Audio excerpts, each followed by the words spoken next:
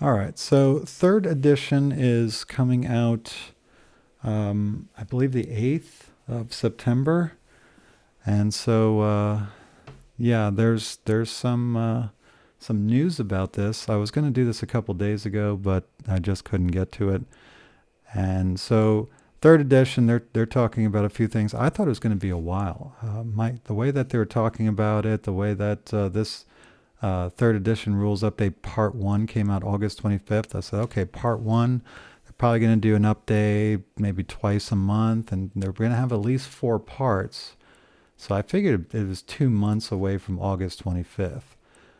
And boy, I was wrong because it's going to come out in September 8th, I believe. And yeah, so it's coming out very quickly. And before I get into third edition, because of third edition, September is going to be a third edition sale. So we get 70% off, and anybody can get 50% off. So if you're interested and you don't want to join the Patreon and you just want to get models that are really good, and the 50% off is very reasonable prices. So grab the STLs, grab a fantasy army, a sci-fi army, and just go to town with it, because 50% is not a bad price for the amount of models that you'll be getting.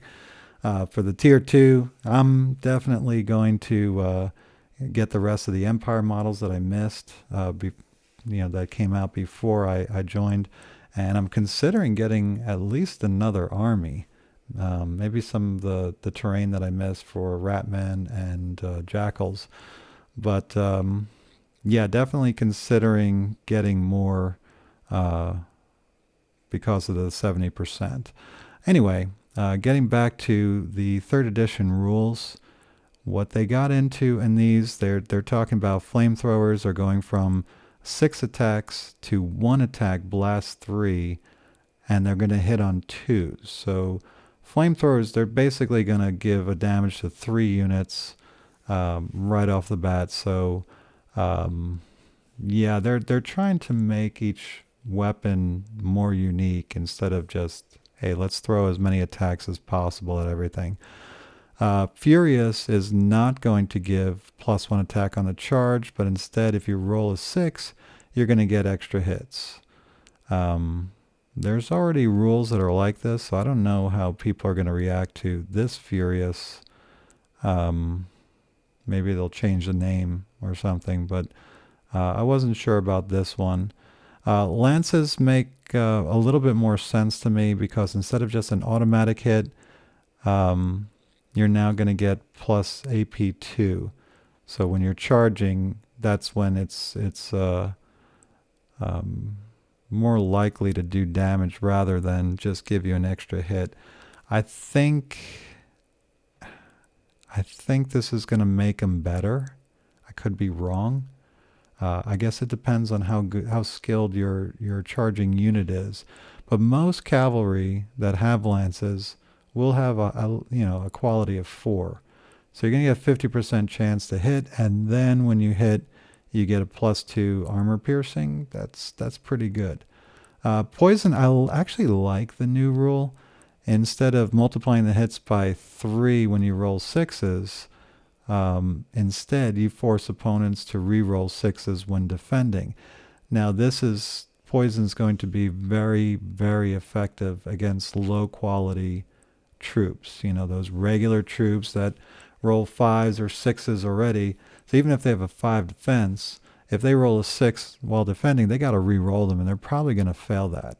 So poison is very effective. Now you got something that has defense of 2. Not quite as effective, but at least you might get a chance to make them re-roll a success. So poison's going to be more of a regular run-of-the-mill infantry killer than anything else. Whereas the poison, yeah, I don't know if that, poison, I don't know. It's going to be very different. They're also changing cover. Instead of when the current rule is that if you're shooting somebody in cover, you get -1 to your shot. So if you got a quality of 4, now you have to roll 5 or better. However, now they're going to add it to your defense. So you're going to swing normally or shoot normally, but then they're going, when you get a defense, you get a +1 defense because they want more more ability. Because a lot of times where you just get AP and it bumps you down to a 6, and you're rolling 6s to try to save. Now, you might get a 5 up in order to save. So I think they're trying to make units a little bit more durable. I know the games that I play is just very bloody. I mean, you just wipe out units all at once. The defense is almost pointless. So yeah, you get +2, and they go into it quite a bit. Then they go into part 2, and I just started looking at this today. They talk more about the competitive rules, how you're not going to be able to, or you're going to be restricted a little bit on what you can bring to a competitive army list. And I like that. I think it gives you, it restricts you a little bit, but it makes it so that you can't make a ridiculous army. So it's very basic and simple, so that's okay. They talk about line of sight and how they're, the regular true line of sight that most people play. Then you got the top-down line of sight and this volumetric line of sight, where depending on how big the base size is how high it blocks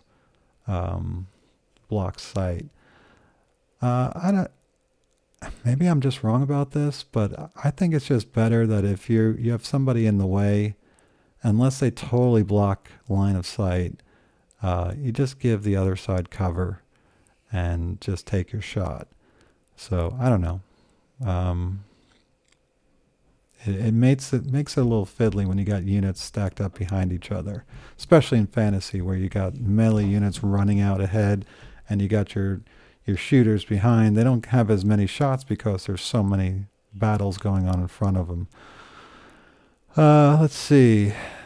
So now they talk about casters. I like the new caster rule. I know a lot of people don't, but I like the flexibility, and I think it's going to make it worth it to get casters, whereas before it was just you get a caster and you have to do something with them every turn. Here you can save up their spell points and kind of you feel like you're powering up so that you can get that big spell that you spend 3 points to cast, and then you spend 2 more points, so you can spend 5 points on one spell to try to roll on a 2-up to get something really big in there.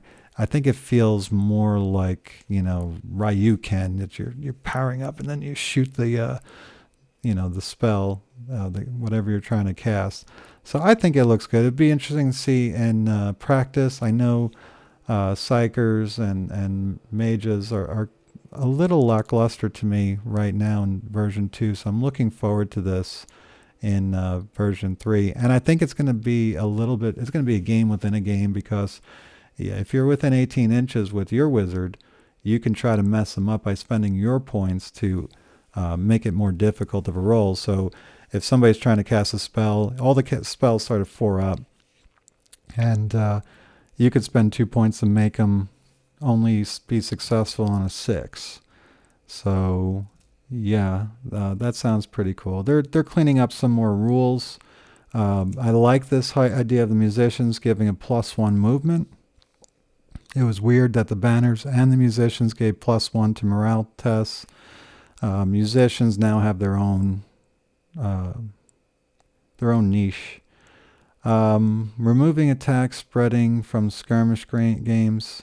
Yeah, I didn't even blast spreading stays, but being able to swing at people if you get in between them, it was just weird. I just never used it. Dropping jumping was kind of neat. I didn't get a chance to use it. I'm just starting out, but they're just trying to take away the confusing rules, and then they're consolidating all the other PDFs into the advanced rule booklet, so you get everything all in one shot instead of having like 5 PDFs for one game. And that's about it. So if you didn't see the podcast that they put out, that's pretty much what he talks about. I know that he was taking a lot of questions, and he was so patient. He spent over an hour taking questions and answering them. But unfortunately, most of the answers were no. You know, are you going to do this? No. Are you going to do that? We have no plans for it. So it was, I appreciate that he tried to answer it, but there wasn't too much information apart from what the rules were going to be and what's the release date on third edition. So yeah, take a peek at the third edition rules. I was going to do more of an analysis on them, but I think I'm just going to wait for the official rules to come out, because the beta rules may not reflect what's in the official rules. So yeah, go ahead and check it out. And if you have any comments or questions, go ahead and put it in the comments section. Thanks for watching.